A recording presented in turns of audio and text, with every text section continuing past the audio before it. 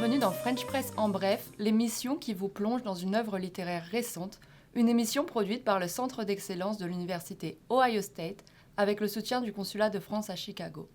Aujourd'hui, pour continuer cette série, j'ai le plaisir de vous présenter le livre de Lola Lafont, Il n'a jamais été trop tard, publié en janvier 2025 aux éditions Stock.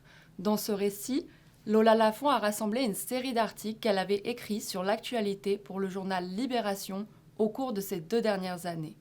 L'autrice joint à ces articles classés au fil des mois ses réflexions et impressions personnelles au sujet des événements marquants qu'elle évoque.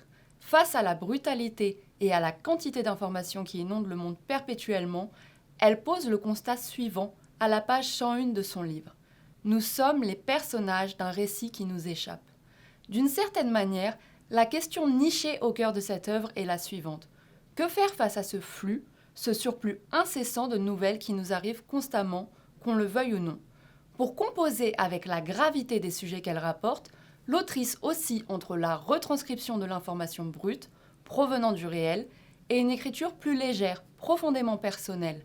Le récit se caractérise par sa douceur et sa poésie qui parviennent à redonner du sens à l'absurde de la réalité.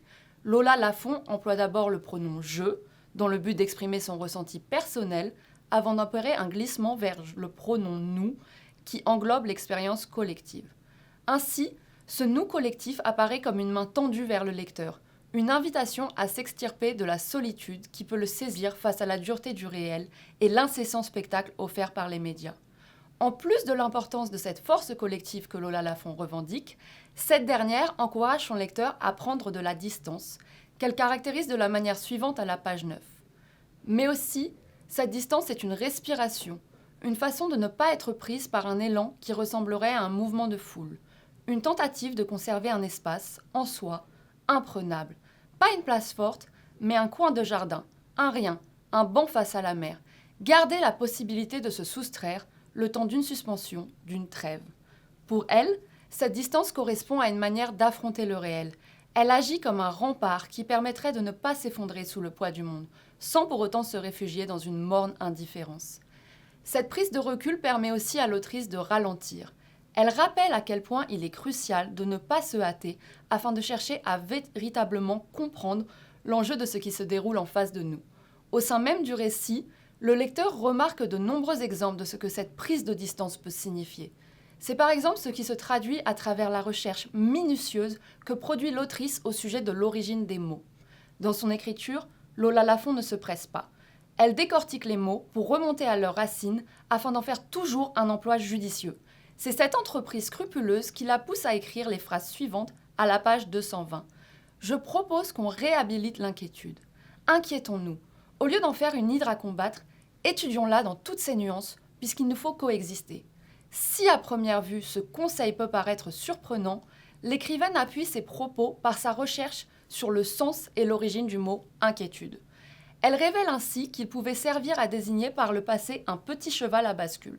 C'est donc l'idée d'un questionnement, d'un mouvement perpétuel, finalement quelque chose de profondément vivant, qui est pour elle incontournable lorsqu'elle emploie le terme d'inquiétude. Dans le livre de Lola Lafont, la notion de distance est étroitement liée à la question de la temporalité, qui occupe elle aussi une place centrale dans le récit. Le titre même du roman, Il n'a jamais été trop tard, interroge d'emblée le lecteur sur son propre rapport vis-à-vis du temps. De la même manière que la réflexion de Lola Lafont autour du mot « inquiétude » peut surprendre, sa conception du temps peut elle aussi d'abord paraître intrigante. Ainsi, l'autrice loue les bénéfices du fait de perdre son temps. Face à la nature quasi instantanée qui caractérise la diffusion de l'information, elle appelle à la prudence et se place en position de défenseuse du ralentissement. C'est pour cette raison qu'elle mentionne dans son livre une journée où, avec un groupe d'étudiants soucieux par rapport à leur avenir, Lola Lafont a composé une « éloge du détour ». L'autrice note toute l'importance de ce qu'elle nomme le fait de « consentir à l'escale », c'est-à-dire de ne pas forcément opter pour le chemin le plus direct. Elle comprend tous les bénéfices de l'erreur, qu'elle rapproche étymologiquement au terme de l'errance, et rappelle par ce biais la valeur qu'il y a à accepter de prendre son temps. À travers sa réflexion, Lola Lafont questionne aussi de manière frontale notre rapport sociétal vis-à-vis du temps. Elle pointe notamment du doigt l'existence d'une réticence commune face au ralentissement de la performance, cette répulsion qui pousse la société à toujours voir la vieillesse d'un mauvais œil. Dans une société qui va toujours plus vite, elle interroge sur les conséquences de la fulgurance des informations, alors que nous nous trouvons dans une ère où une information nouvelle vient toujours chasser celle d'avant, cela les unes après les autres, inexorablement. Et il est très clair que l'autrice refuse de se laisser happer par ce tourbillon.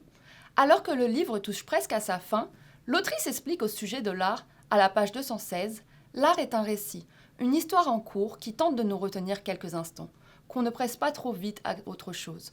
C'est un cri, une lettre qu'on adresse à ceux qui le sont encore, vivants. Une façon de tenir tête à ce qu'on nomme le réel. Ce que l'autrice exprime dans ce passage est contenu en essence au sein de son écriture même.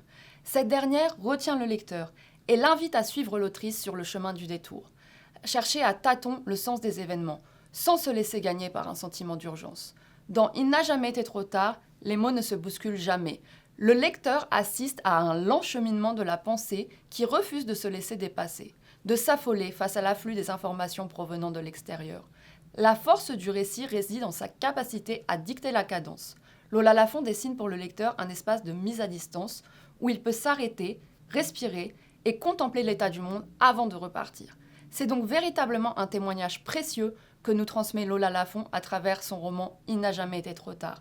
Toute l'équipe French Press vous recommande chaleureusement Il n'a jamais été trop tard de Lola Lafont et vous donne rendez-vous très bientôt pour un nouveau rendez-vous de French Press en bref.